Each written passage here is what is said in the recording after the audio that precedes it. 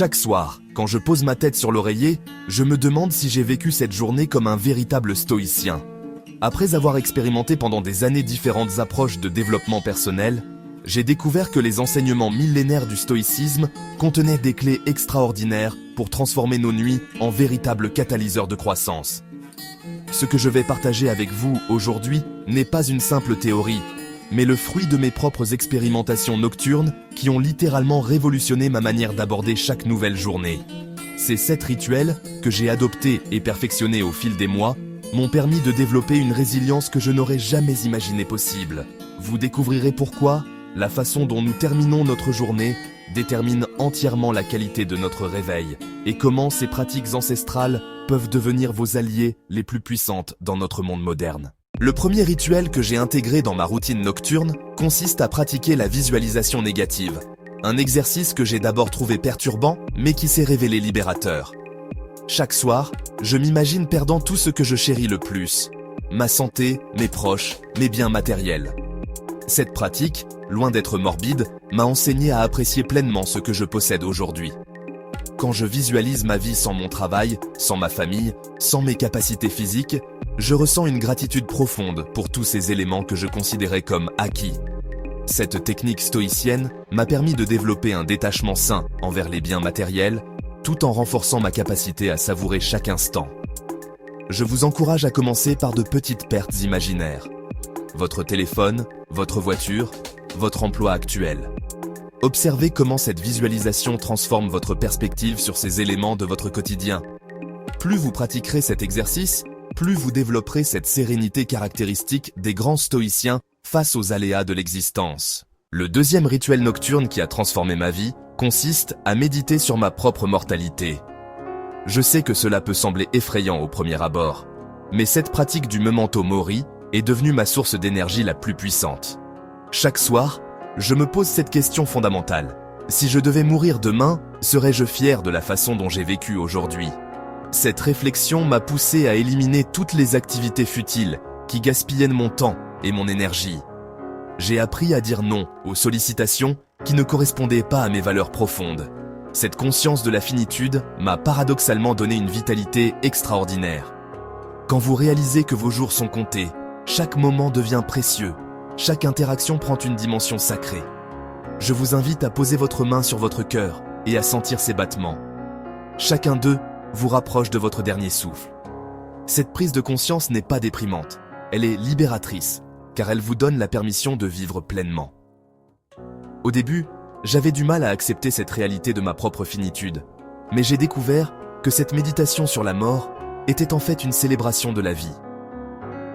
Quand je contemple la brièveté de mon existence, je ressens une urgence créatrice qui me pousse à donner le meilleur de moi-même dans chaque situation.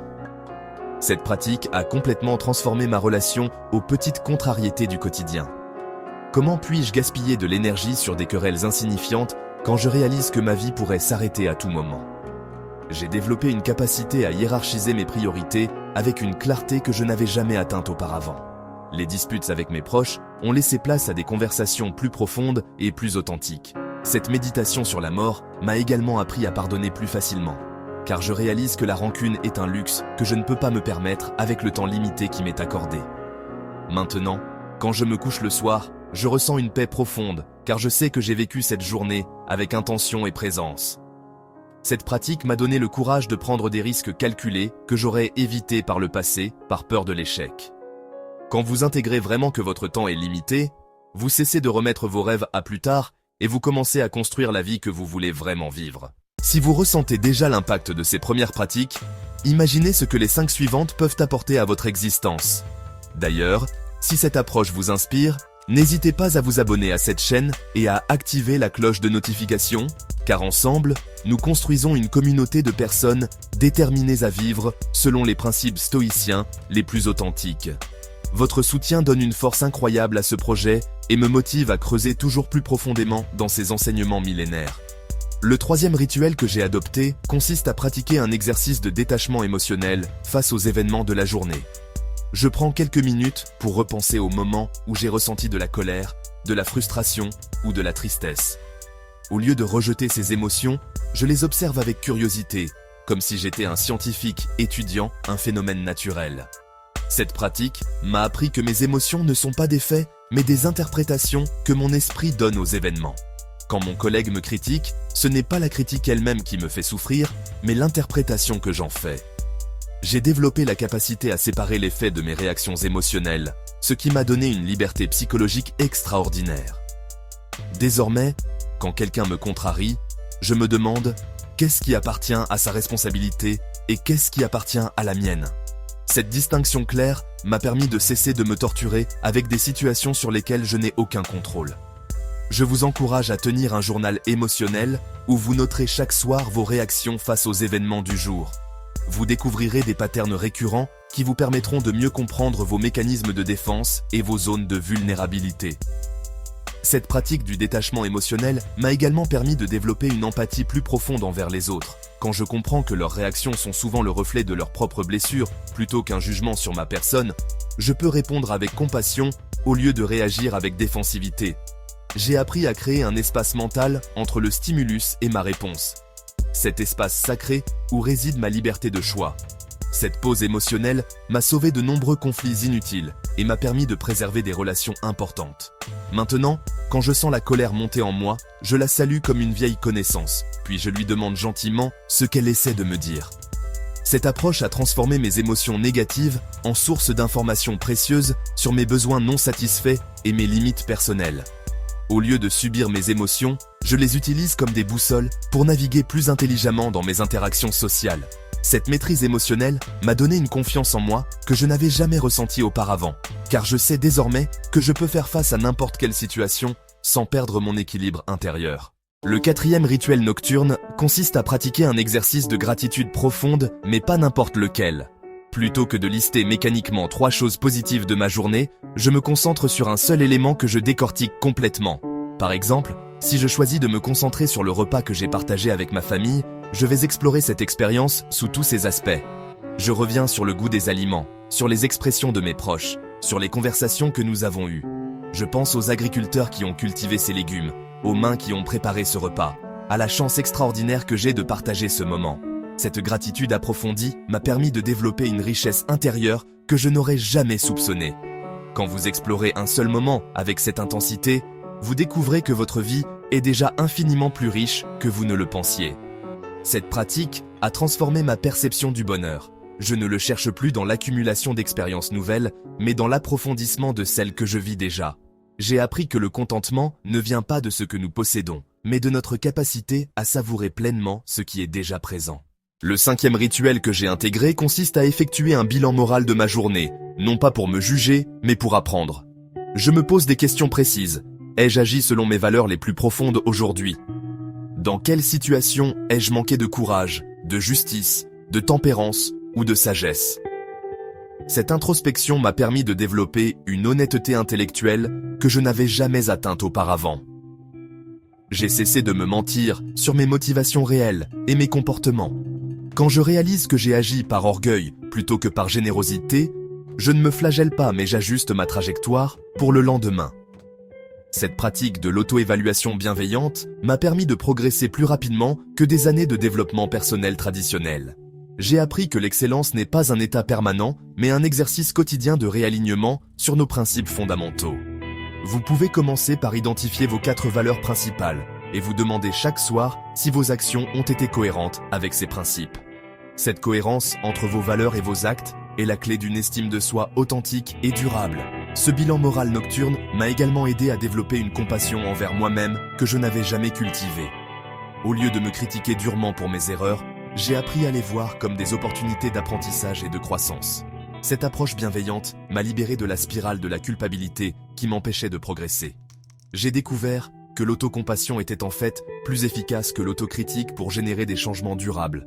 Maintenant, quand je commets une erreur, je me demande « Qu'est-ce que cette situation m'enseigne sur moi-même et comment puis-je grandir à partir de cette expérience ?» Cette perspective transformatrice a fait de chaque échec un tremplin vers une version améliorée de moi-même. J'ai également appris à célébrer mes petites victoires quotidiennes, ces moments où j'ai réussi à incarner mes valeurs malgré les difficultés. Cette reconnaissance de mes progrès, même minimes, a nourri ma motivation à continuer sur cette voie d'amélioration constante. Le bilan moral nocturne est devenu un rituel de réconciliation avec moi-même, un moment où je peux honorer à la fois mes lumières et mes ombres. Cette pratique m'a appris que l'intégrité n'est pas la perfection, mais la cohérence entre mes aspirations et mes actions, même imparfaites. Le 6e rituel nocturne consiste à pratiquer la discipline de l'inconfort contrôlé. Chaque soir, je m'impose volontairement une petite privation ou une petite difficulté.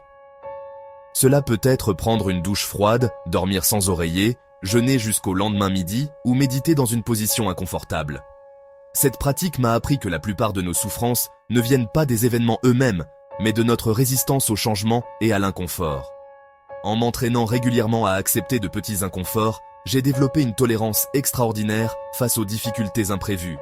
Quand une situation stressante se présente maintenant, mon système nerveux ne s'emballe plus, car j'ai appris à naviguer sereinement dans l'inconfort. Cette discipline nocturne m'a donné une confiance en moi que je n'avais jamais ressentie auparavant. Je sais désormais que je peux faire face à n'importe quelle situation parce que j'ai développé cette capacité d'adaptation. L'inconfort n'est plus mon ennemi, mais mon professeur le plus précieux. Commencez par de petites choses. Mangez avec votre main non dominante, dormez sur le sol une nuit par semaine, ou restez debout pendant votre temps de lecture. Ces micro-défis nocturnes sculpteront votre caractère plus efficacement que n'importe quelle théorie sur la résilience. Le 7e et dernier rituel consiste à effectuer une lecture philosophique, ciblée, avant de dormir. Plutôt que de consommer passivement du contenu de divertissement, je termine chaque journée par quelques pages de Marcus Aurèle, Épictète ou Sénèque.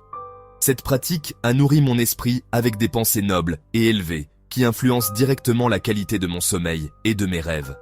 J'ai remarqué que les idées que je lis le soir continuent de travailler en moi pendant mon sommeil et ressurgiront spontanément le lendemain, dans des situations appropriées. Cette lecture philosophique nocturne est devenue mon rituel de transition entre l'agitation du jour et la sérénité de la nuit. Je ne lis pas pour accumuler des connaissances, mais pour transformer ma façon d'être au monde. Chaque citation stoïcienne que j'intègre devient un outil pratique pour naviguer dans les défis du quotidien. Cette nourriture intellectuelle de qualité a remplacé les préoccupations futiles qui m'empêchèrent de trouver le sommeil. Désormais, quand je ferme les yeux, mon esprit est habité par des pensées constructives plutôt que par des ruminations anxieuses. Je vous encourage à choisir un livre de philosophie pratique et à en lire seulement quelques paragraphes chaque soir. Cette constance transformera progressivement votre vision du monde et votre façon d'aborder les difficultés. Cette lecture philosophique nocturne a également enrichi ma capacité à formuler mes pensées et à communiquer avec plus de clarté. En m'imprégnant régulièrement de la sagesse des grands penseurs, j'ai développé un vocabulaire émotionnel et intellectuel plus riche. Cette pratique a nourri ma curiosité intellectuelle et m'a donné envie d'explorer d'autres domaines de la connaissance. J'ai découvert que la lecture philosophique avant le coucher préparait mon subconscient à intégrer ces enseignements pendant la nuit. Au réveil, je me sens souvent inspiré par des connexions inattendues entre les idées que j'ai lues et les situations de ma vie quotidienne. Cette habitude a transformé mon lit en un sanctuaire de croissance personnelle plutôt qu'en un simple lieu de repos. Maintenant, je me réjouis de ce moment privilégié où je peux dialoguer avec les plus grands esprits de l'histoire. Cette communion intellectuelle nocturne m'a donné une perspective historique sur mes propres défis et m'a rappelé que les difficultés humaines sont universelles. En lisant comment les stoïciens ont traversé les épreuves de leur époque, je puise la force et la sagesse nécessaires pour affronter les miennes avec sérénité. Ces 7 rituels nocturnes ont révolutionné ma compréhension de ce que signifie vraiment vivre selon les principes stoïciens. Ils m'ont permis de développer une paix intérieure que je n'aurais jamais cru possible dans notre époque tumultueuse. Chaque nuit est devenue une opportunité de croissance. Chaque coucher, un moment de transformation personnelle. Je ne vous promets pas que ces pratiques seront faciles à intégrer, mais je peux vous garantir qu'elles changeront fondamentalement votre rapport à l'existence. La vraie richesse ne se trouve pas dans l'accumulation de biens matériels, mais dans la qualité de nos pensées et la profondeur de notre sagesse. Ces rituels nocturnes sont les outils les plus puissants que j'ai découverts pour sculpter un caractère à la hauteur de nos aspirations les plus élevées. Si cette approche vous inspire autant qu'elle m'a transformé, rejoignez notre communauté en vous abonnant à cette chaîne et en activant les notifications. Ensemble, nous construisons un espace où la sagesse antique rencontre les défis modernes, où chaque vidéo vous rapproche de la version la plus accomplie de vous-même. Votre engagement donne une force extraordinaire à ce projet et me pousse à explorer toujours plus profondément ces enseignements millénaires. La voie stoïcienne n'est pas un chemin que l'on parcourt seul, mais une aventure collective vers l'excellence humaine.